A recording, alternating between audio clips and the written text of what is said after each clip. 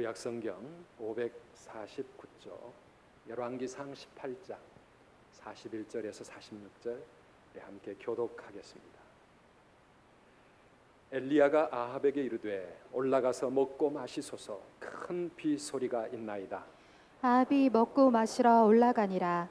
엘리야가 갈멜산 꼭대기로 올라가서 땅에 꿇어 엎드려 그의 얼굴을 무릎 사이에 넣고 그의 사환에게 이르되 올라가 바다 쪽을 바라보라. 그가 올라가 바라보고 말하되 아무것도 없나이다. 이르되 7번까지 다시 가라. 7번째 이르러서는 그가 말하되 바다에서 사람의 손만한 작은 구름이 일어나나이다. 이르되 올라가 아합에게 말하기를 비에 막히지 아니하도록 마차를 갖추고 내려가소서 하라 하니라. 조금 후에 구름과 바람이 일어나서 하늘이 캄캄해지고 큰 비가 내리는지라. 아합이 마차를 타고 이스라엘로 가니 여호와의 능력이 엘리야에게 임하매 그가 허리를 동이고 이스라엘로 들어가는 곳까지 아합 앞에서 달려갔더라. 아멘. 아멘. 할렐루야. 설 명절은 다들 잘 보내셨습니까? 오늘까지도 조금 그 명절 영향이 있는 것 같습니다. 아직 돌아오지 못한 분들도 계시는 것 같은데요. 그래도 오늘도 사모하는 마음으로 하나님 앞에 오셨는데 우리 하나님께서 우리에게 말씀으로 우리를 만나주시고 우리에게 은혜 주실 줄 믿습니다. 웃음에 관한 학술 대회가 열렸습니다. 세계 곳곳에서 훌륭한 학자들이 모였습니다. 웃음이 왜 중요한가? 웃음이 어떻게 해서 우리에게 나오게 되는가? 웃음의 원리, 웃음의 종류, 웃는 방법, 효과 이렇게 아주 수준 높은 논문들을 많이 발표했습니다. 그런데 문제는 아무도 웃는 사람이 없었다는 것입니다. 웃게 되기를 바랍니다. 그 사랑 얼마나 아름다운가 찬양했습니다. 그런데 문제는 우리의 마음에 하나님의 사랑에 대한 아무런 감격이 없고 우리의 삶에 그 사랑을 실천하고 행하지 못한다면 우리의 그 모든 말들이 무슨 의미가 있을까요? 우리가 다니엘 새벽 성회를 마쳤습니다. 마치자마자 설 명절이 바로 이어져 가지고 조금 안타깝습니다. 그 새벽을 깨우던 열기를 계속해서 우리가 함께 새벽으로 이어가야 되는데 아쉬움이 있지만은 한 주간 잘 쉬었던 분들은 이제 다시 힘을 내서 계속해서 기도의 삶을 살아가시기를 바랍니다. 연중 행사로 한번 지나가 버리고 그렇게 다시 옛날로 돌아가 버린다고 하면 우리의 삶에 아무런 흔적을 남기지 못합니다. 우리가 새벽 기도의 자리로 많이 나오셔서 우리 선두교회 새벽 교회가 새벽 성회가 또 새벽 기도회가 부흥될 수 있기를 바랍니다. 또 이 새벽 이 자리까지 못 나오시더라도 여러분이 계신 그 가정에서 아니면 직장과 학교에서 하나님 앞에 늘 기도하는 그런 기도의 습관이 우리에게 붙어서 우리가 기도의 사람으로 남은 생애를 살아가게 되기를 간절히 축원합니다. 내 집은 만민의 기도하는 집이라 그랬습니다. 저는 우리 선두교회가 이 성남성전이나 청라채플이나 하나님 앞에 나와서 기도하는 기도의 집이 되기를 축원합니다. 우리 성도들이 언제든지 하나님을 만나기 원하고 하나님 앞에 기도하고 싶을 때마다 이전에 나와서 하나님을 찾고 부르짖을 때 하늘의 문이 열리고 우리에게 응답하시는 하나님의 축복을 누리게 될 줄 믿습니다. 오늘 우리가 읽었던 이 말씀은 엘리야의 기도의 이야기입니다.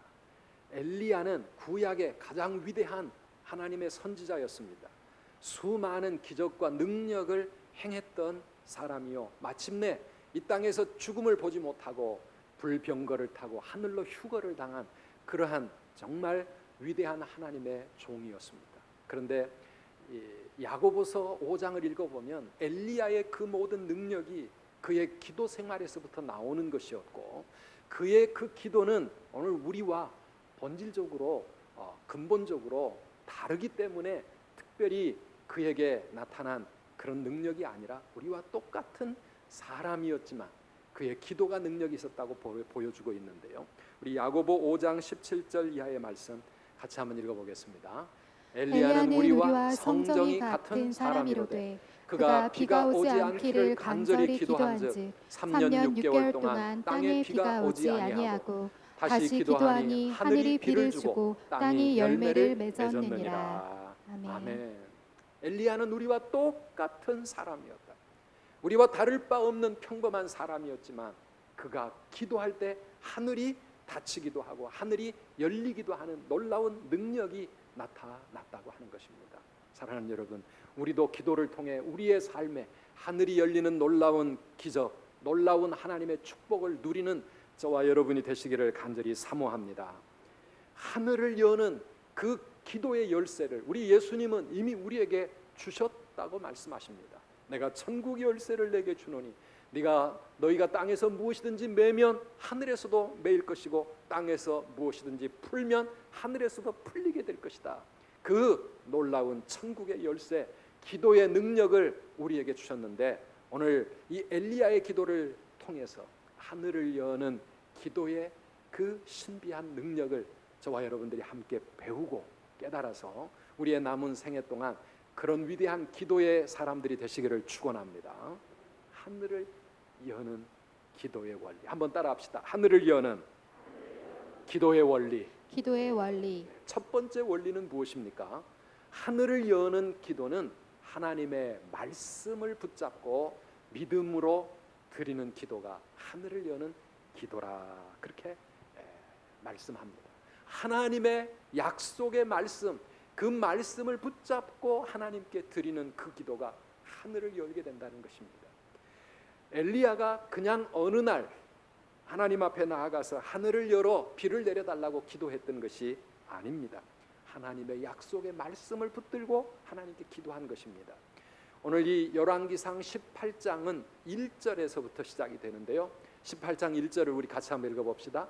많은 날이 지나고 제3년에 여호와의 말씀이 엘리야에게 임하여 이르시되 너는 가서 아합에게 보이라. 내가 비를 지면에 내리리라. 아멘. 3년 6개월 동안 그 땅에 비가 오지 않았습니다. 하나님이 하늘을 닫아버리셨습니다. 하나님의 진노가 그 땅에 임했습니다. 그러나 어느 날 하나님 여호와의 말씀이 엘리야에게 임하여 이르시되 내가 비를 지면에 내릴 것이다. 왕에게 가서 말해라. 내가 비를 내리리라. 하나님께서 비를 주시겠다고 말씀하셨습니다. 엘리야는 이 말씀을 붙잡고 그 하나님의 약속을 믿음으로 붙잡고 하나님 앞에 기도했던 것입니다. 그럴 때 하늘이 열리게 된 줄 믿습니다. 시몬 베드로가 그냥 괜히 깊은 곳에 그물을 내려가지고 그물이 찢어질 만큼 큰 기적을 맛본 것이 아닙니다. 누가복음 5장 5절에 보면 성경은 이렇게 기록하고 있습니다. 같이 읽어보실까요? 시몬이 대답하여 이르되 선생님 우리들이 밤이 새도록 수고하였으되 잡은 것이 없지만 말씀에 의지하여 내가 그물을 내리리이다 하고. 아멘. 말씀에 의지하여 내가 그물을 내리겠습니다. 내 생각에서가 아니라 내 경험에서가 아니라 그냥 괜히 해보는 것이 아니라 주님이 그렇게 말씀하시니까 그 말씀에 의지하여 내가 그물을 내리겠습니다. 이 말씀을 붙잡고 믿음으로 그물을 내릴 때 그물이 찢어질 만큼 놀라운 물고기들이 한 군데 모이게 된 겁니다. 사랑하는 성도 여러분, 말씀이 우리에게 임한다는 것이 얼마나 중요한지 모릅니다. 그냥 여리고 성을 뱅글뱅글 돌았더니 그 성이 무너졌다, 그게 아닙니다. 여호와께서 말씀하실 때 그 말씀대로 그 말씀 붙잡고 말씀대로 이루어질 줄을 믿고 그렇게 순종하며 나아갈 때 여리고 성이 말씀대로 무너진 것 아니겠습니까? 사랑하는 여러분, 우리가 기도 생활을 하면서 우리의 기도보다 더 중요한 것은 무엇입니까? 하나님의 말씀의 약속을 붙잡는 것입니다. 말씀을 받고 그 말씀이 내게 임할 때 그 말씀을 아멘 믿음으로 붙들고 하나님 앞에 나아가 기도하는 것입니다. 오늘 우리가 하나님 앞에 나올 때마다 하나님은 우리에게 말씀하시기를 원하십니다. 주일 예배 때마다 주의 종들을 통해서 하나님께서 우리에게 말씀을 주실 때에 그 말씀이 성령의 역사를 통해서 내게 주시는 하나님의 약속의 말씀으로 그렇게 우리에게 임하면 사랑하는 여러분, 그 말씀 붙잡고 기도할 때 하늘이 열려지는 줄 믿습니다. 하나님의 말씀이 우리에게 어떻게 임합니까? 요즘은 신사도 운동이라고 하는 그러한 비성경적인 그런 운동이 한쪽에서 일어나고 있습니다. 하늘로부터 직통 계시가 임한다. 자, 음악 소리가 들리고 천사의 소리가 내게 임한다. 하나님께 나는 이런 말씀을 받았다. 그러면서 하나님의 예언이라고 그렇게 떠들어댑니다. 사도의 은사가 오늘날도 살아있어서 누구는 하늘로부터 그런 하나님의 직통의 계시를 받는다고 말합니다. 얼마 전에도 한국에 12월에 전쟁이 일어난다, 하나님께 그런 말씀 받았다 그러면서 인터뷰를 하고 또 이렇게 한국 사회를 혼란스럽게 했던 사람들 있지 않습니까? 이런 신사도 운동, 이런 건 잘못된 것입니다. 우리가 믿는 하나님의 말씀이 임하는 것은 무엇입니까? 하나님의 말씀은 신구약 성경 기록된 이 말씀, 여기서 1.1획도 제할 수도 없고 더할 수도 없는 하나님이 우리에게 주신 이 계시의 말씀, 이 기록된 성경이 이 시대에도 오늘 우리에게도 살아계신 하나님의 말씀인 줄 믿습니다. 이 말씀을 읽을 때, 이 말씀을 들을 때 사랑하는 여러분, 성령께서 우리에게 주시는 하나님의 음성이 있습니다. 오늘 그렇기 때문에 하나님 앞에 예배할 때마다 우리의 마음속에 사모하는 그런 고백이 있어야 합니다. 사무엘이 하나님 앞에 무릎을 꿇을 때 여호와여 말씀하옵소서 주의 종이 듣겠나이다. 그때 하늘로부터 하나님의 말씀이 임하지 않습니까? 우리가 큐티를 할 때에 말씀 앞에 묵상하며 나아갈 때 하나님 오늘 또 내게 주시는 하나님의 말씀을 사모합니다. 말씀하여 주시옵소서. 영의 귀를 하나님께 활짝 열고 하나님의 음성을 거기서 듣기를 원하는 것입니다. 그래서 사랑하는 여러분, 하나님의 말씀이 내게 임하는 것을 체험하는 방법은요, 예배의 시간, 선포되는 말씀 속에서 성령이 우리에게 깨우쳐 주시고 내 가슴 속에 확 박힌 못처럼 나에게 주시는 하나님의 말씀이 있습니다. 그 말씀 사모하시기를 바랍니다. 그리고 큐티 시간에 내가 개인적으로 하나님의 말씀을 묵상할 때 성령께서 내 마음을 열어 내게 말씀하시는 하나님의 그 말씀, 이거를 붙잡고 하나님 앞에 나아가시기를 바랍니다. 벌써 새해가 될 때 우리가 큐티를 해야 되겠다 열심히 결심을 했지만 2달이 지나는 동안에 큐티 생활 흐지부지 되셨다면 사랑하는 여러분, 다시 시작하시기 바랍니다. 3월부터 새 마음 가지고, 아니 이번 주간부터 사랑하는 여러분, 큐티를 통해서 경건의 시간을 가지고 하나님과 내가 만남이 이루어지는 그곳에서 성령께서 우리에게 하나님의 음성, 하나님의 말씀, 약속 들려주실 줄 믿습니다. 그 말씀을 붙잡고 하나님께 나아가야 되는 겁니다. 우리 하나님은 말씀하시는 하나님이십니다. 아멘이십니까? 지금도 살아서 말씀하시는 하나님이심을 믿습니다. 하나님이 말씀하시면 그 말씀대로 그분이 이루실 줄 믿습니다. 하나님의 약속이 그 말씀대로 이루어지는 것입니다. 그런데요, 그렇게 하나님은 말씀하시고 이루시는 분이시지만 그래도 우리가 그 말씀을 붙잡고 기도해야 된다고 성경은 말하고 있습니다. 우리 잘 아는 말씀 에스겔 36장 37절 말씀입니다. 같이 읽어보실까요? 주 여호와께서 이같이 말씀하셨느니라.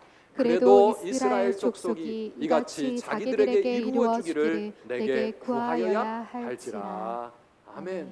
여호와의 말씀이 이미 선포되었지만 그래도 이스라엘 족속이 이같이 자기들에게 이루어 주기를 어떻게 하라고요? 구하여야 할지니라. 구하여야 할지니라. 말씀이 선포되고 하나님의 약속이 우리에게 주어졌지만, 그래서 하나님은 그대로 이루시겠지만, 그러나 하나님은 중간에 우리의 기도를 요구하신다는 겁니다. 그래도 이스라엘 족속이 이같이 자기들에게 이루어 주기를 내게 구하여야 할지니라. 사랑하는 여러분, 그래서 기도가 중요한 것입니다. 말씀의 약속을 받으면 우리는 그 말씀을 붙잡고 하나님 이 말씀대로 이루어 주시옵소서, 이렇게 이루어질 줄 믿습니다. 하나님 앞에 기도해야 될 기도의 숙제가 거기에서 시작이 되어지는 겁니다. 여러분, 이 부분을 영어 번역에 보면은요, 참 기가 막힙니다. 내가 이스라엘 족속의 간구에 I will yield라고 하는 이 단어는요, 항복하는 겁니다. 하나님께서 우리의 기도에 항복하시겠다는 뜻입니다. 얼마나 놀라운 말씀입니까? 우리의 기도에 하나님은 꼼짝없이 그대로 이루실 것이라고 약속하고 있습니다. 왜 그럴까요? 하나님이 약속하셨기 때문에, 하나님이 말씀하셨기 때문에, 인간 부모라도 자식과 한 약속은 반드시 지키려고 하는 것이 부모의 사랑 아니겠습니까? 하나님이 우리에게 말씀으로 약속하신 것을 우리가 붙잡고 하나님 앞에 간구할 때에 I will eat. 내가 그대로 이룰 것이다. I will do this for them. 내가 그들을 위하여 이 일을 행할 것이다. 하나님은 그렇게 약속하고 있습니다. 엘리야는 비를 내리시겠다고 하신 그 하나님의 약속, 3년 6개월 만에 하늘이 열리고 비가 내릴 것을 하나님이 약속하신 그 말씀을 붙잡고 하나님 앞에 나아가 기도하게 된 것이고, 그 기도대로 하늘이 열리게 된 줄 믿습니다. 그래서 사랑하는 여러분, 성경 말씀을 읽고 들을 때 하나님의 약속의 말씀이 나타나거든 여러분이 믿음으로 그거 붙잡고 기도하시기를 바랍니다. 내가 세상 끝날까지 너희와 항상 함께 있을 것이다. 이 약속의 말씀이 우리에게, 우리의 마음에 성령께서 이 약속으로 주실 때에 하나님 나와 함께 하실 줄 믿습니다. 내 인생은 힘들고 어려운 사망의 골짜기를 갈 동안에도 하나님 이 말씀대로 나와 함께 하실 줄 믿습니다. 함께하여 주시옵소서. 그렇게 기도하는 겁니다. 너는 내게 부르짖으라. 내가 내게 응답하겠고 내가 알지 못하는 크고 은밀한 일을 내게 보이리라. 이 약속의 말씀이 우리에게 주어졌다면 사랑하는 여러분, 하나님 앞에 부르짖고 하나님 내 인생 가운데 우리의 자녀들의 삶 가운데 크고 놀라운 일을 이루어 주시옵소서, 행하시옵소서, 보여주시옵소서, 하나님 앞에 그렇게 기도해야 되는 겁니다. 믿음이 있다면, 하나님의 말씀을 믿으신다면 꼭 기도하시기를 축원합니다. 그럴 때 하늘이 열려지는 줄 믿습니다. 하늘을 여는 두 번째 기도의 원리는 무너진 여호와의 제단을 수축하며 하나님 앞에 나아가는 것입니다. 엘리야 선지자는 18장 1절에서 비를 내리겠다고 하시는 하나님의 약속의 말씀을 받았지만 정작 하나님의 산에 올라가 기도한 것은 오늘 우리 읽었던 42절에 기도를 시작합니다. 1절부터 41절까지 그 기도하기 전에 엘리야가 뭔가 큰 일을 했습니다. 18장 1절 이하에 엘리야가 하나님 앞에서 기도하기 전에 했던 일이 무엇입니까? 그 시대에 바알과 아세라를 섬기는, 우상을 섬기는 제사장들과 영적 전쟁을 한번 치렀습니다. 온 백성들을 한 군데 모아놓고 어떤 신이 진짜 살아계신 신인가를 온 백성들 앞에서 증거해보자는 것입니다.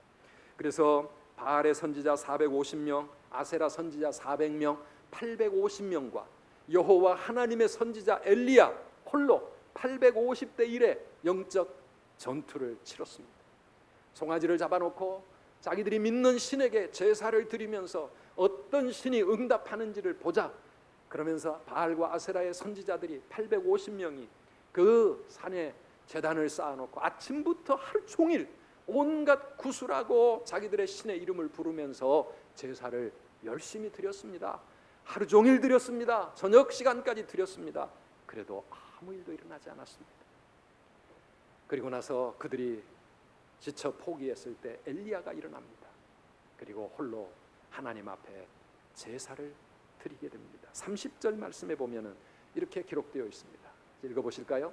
엘리야가 모든 백성을 향하여 이르되 내게로 가까이 오라. 백성이 다 그에게 가까이 가매 그가 무너진 여호와의 제단을 수축하되. 아멘.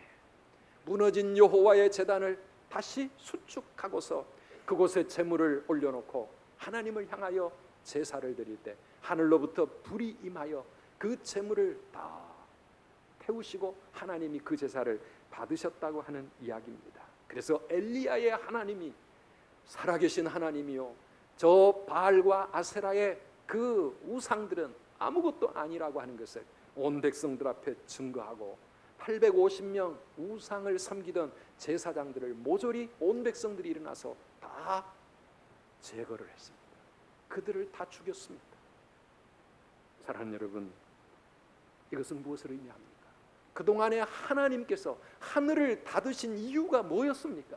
이스라엘 백성들이 참 하나님 여호와 하나님을 떠나서 엉뚱한 바알을 섬기고 아세라 목상을 섬기고 세상의 우상들을 섬기고 하나님을 떠나가는 그 불신앙과 불순종에 하나님이 진노하셔서 하늘 문을 닫아 놓으셨기 때문에 그 하늘의 문이 닫혀 있는 원인을 찾아서 그 원인을 다 제거하고 하나님 앞에 무너진 여호와의 제단을 수축하며 나아갈 때 하나님께서 하늘의 문을 다시 열어주셨다라고 하는 것입니다. 사랑하는 여러분, 이것이 하늘을 여는 기도의 원리입니다. 하나님께서 하늘을 닫으신 이유가 있었습니다. 우리가 그 이유에 주목하지 않은 채 하나님 앞에 무조건 이 문만 열어달라고 몸부림치고 기도한다면 그 문은 열리지 않습니다. 뭔가 이유가 있어서 하나님께서 우리에게 요구하시는 것이 있어서 그 문을 닫고 계신다고 하면 그 이유를 찾아내야 합니다. 그 원인을 알아내야 합니다. 그리고 그것부터 해결해야 합니다. 그거를 해결하고 무너진 여호와의 제단을 수축하여 하나님 앞에 나아갈 때 하나님은 우리의 기도를 들으시고 하늘의 능력이 나타나는 줄 믿습니다. 이사야 59장 1절 2절 말씀입니다. 우리 같이 읽어보실까요?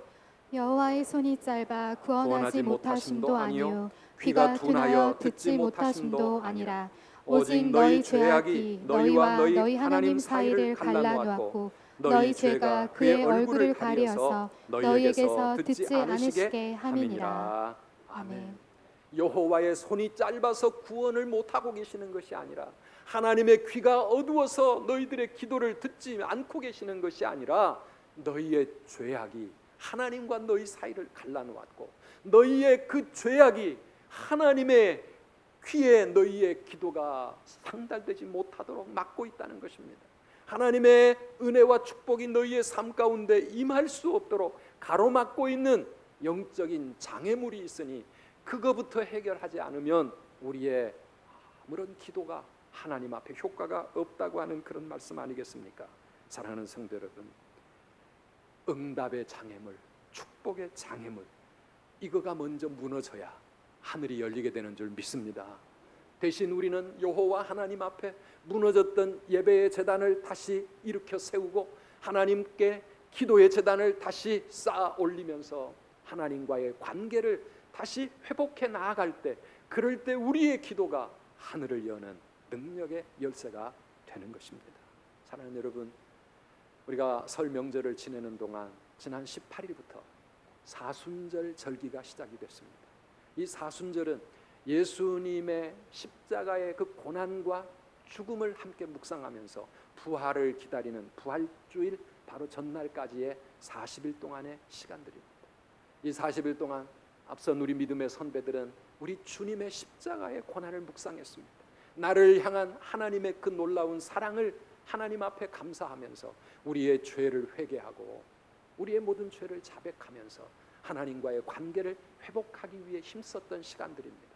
사랑하는 여러분, 오늘 이 사순절을 통해서 우리 모든 성도 여러분들이 하나님과의 그 무너진 제단을 다시 수축하고 우리 삶에 하나님과 우리 사이를 가로막고 있는 모든 죄악의 장애물들을 다 하나님께 회개하면서 우리 하나님 앞에 믿음의 소통이 다시 회복되는 축복의 시간들 되시기를 축원합니다.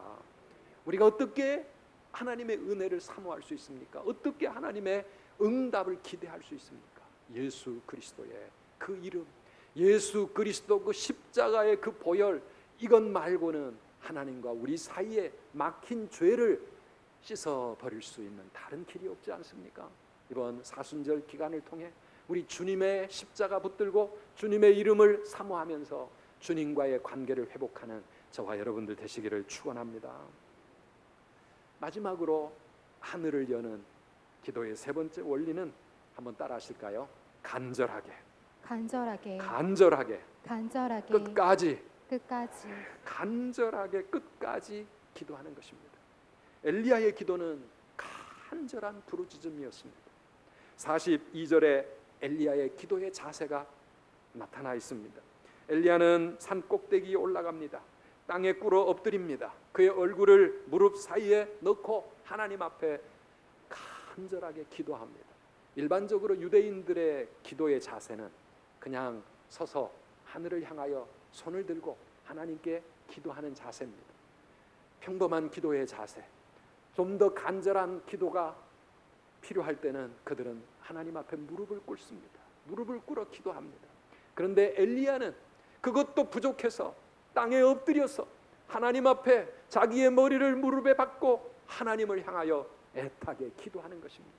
산꼭대기까지 올라가서 하나님께 조금이라도 더 가까이 나아가서 하나님 앞에 부르짖어 기도하고 있는 것입니다. 사랑하는 여러분, 우리의 기도 생활은 다양합니다. 때로는 하나님과 조용히 교제하는 그러한 묵상의 기도를 할 수도 있을 것입니다. 앉아서 기도할 수도 있고 서서 기도할 수도 있고, 때로는 길을 가면서 운전을 하면서 일을 하면서 짤막짤막 하나님을 찾을 수도 있을 겁니다.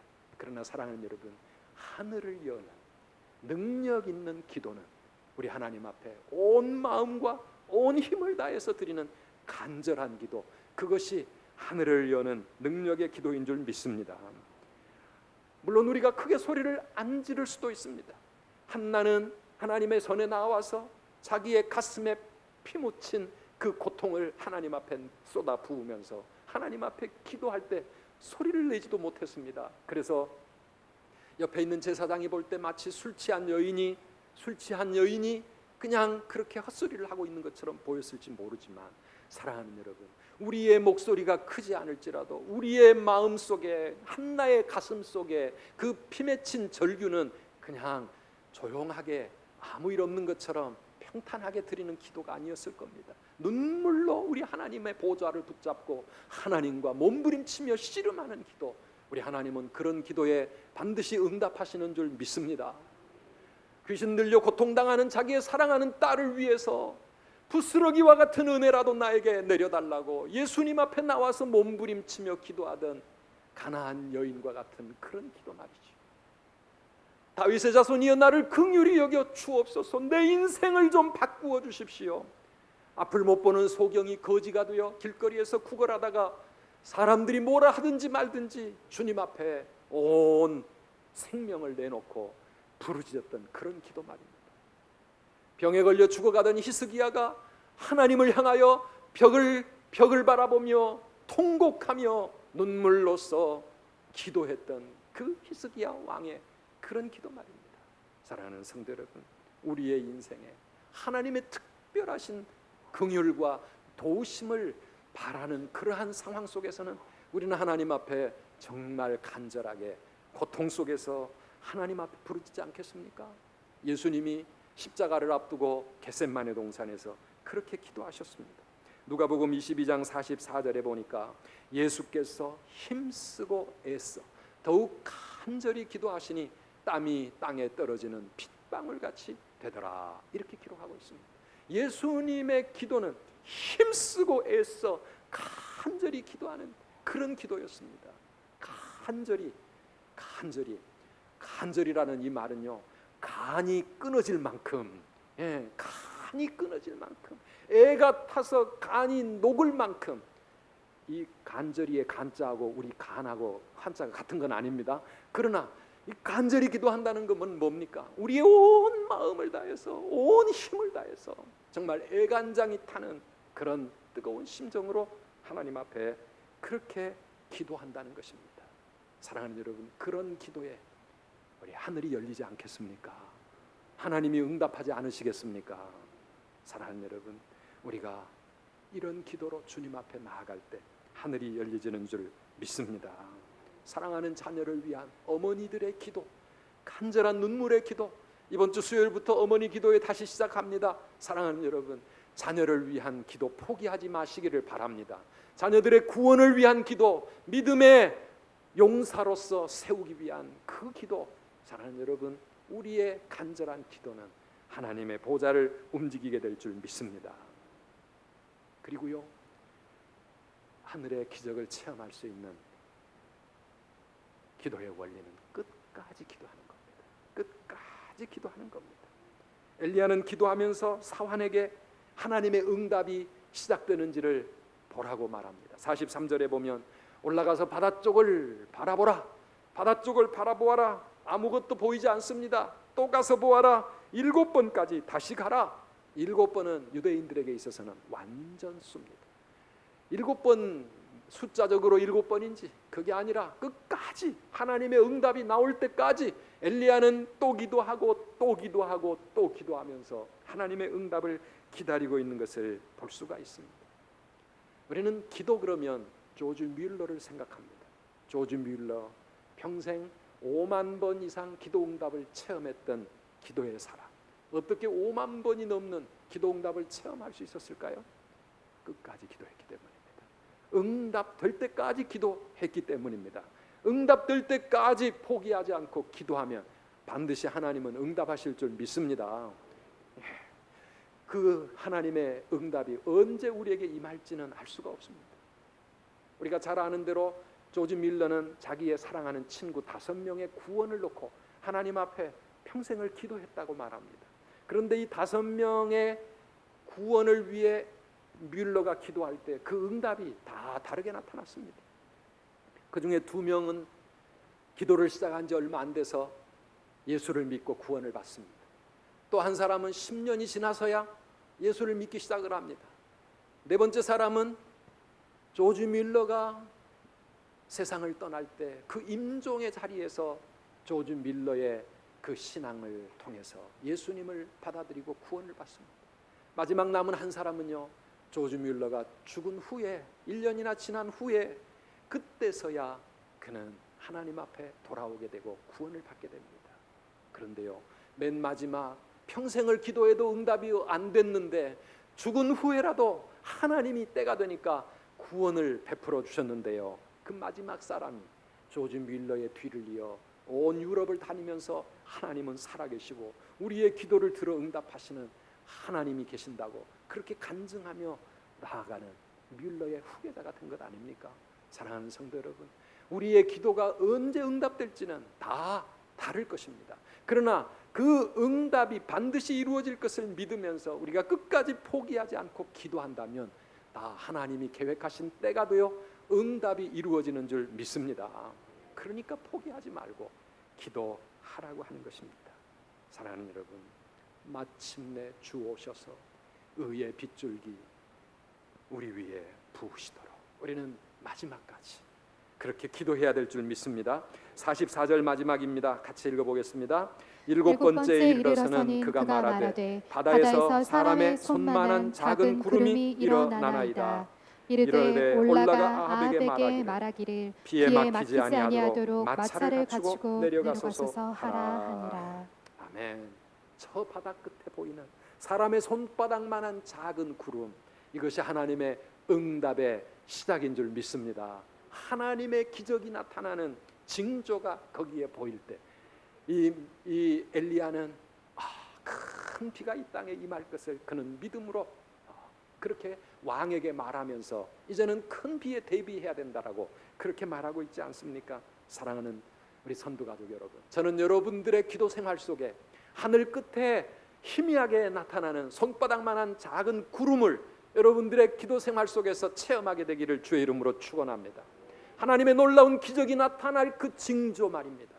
하나님이 우리의 기도에 응답하시는 그 사인 말입니다. 이 사인이 우리의 인생 가운데 보일 때 우리는 큰 비가 이 땅에 임할 것을, 놀라운 하나님의 은혜와 능력과 기적이 우리의 삶에 임할 것을 믿을 수가 있습니다. 아멘이십니까? 우리의 기도 속에서 우리는 이런 응답을 사모하는 것입니다. 사랑하는 성도 여러분, 우리가 하늘을 여는 기도의 놀라운 그 능력을 체험하며 살아가기 위해서 오늘 3가지를 말씀을 드렸습니다. 첫째는 말씀의 약속을 붙잡고 기도해야 된다. 2번째는 우리에게 하나님과의 우리 사이의 모든 죄악과 장애물을 제거하고 무너진 제단을 수축하고 기도해라. 그리고 마지막으로 간절하게 끝까지 기도할 때 마침내 하나님의 놀라운 응답의 축복이 우리의 삶 가운데 임하는 줄 믿습니다. 우리 예수님은 우리에게 내가 천국 열쇠를 내게 준다 말씀하셨습니다. 사랑하는 여러분, 그 열쇠 한번 사용하시지 않겠습니까? 그 열쇠의 능력과 그 신비한 하나님의 그 놀라운 사랑과 축복을 우리가 우리의 삶에서 누리며 살아야 되지 않겠습니까? 오늘 이 시간에 하나님, 내가 그렇게 남은 생애를 살아가기를 원합니다. 다니엘 성회는 끝났지만 기도의 사람이 되어서 우리의 남은 생에 하늘을 열고 닫는 그러한 능력 있는 기도자로 살게 하여 주시옵소서. 오늘 말씀을 우리 함께 기억하면서 이 시간에 잠깐 기도하도록 하겠습니다.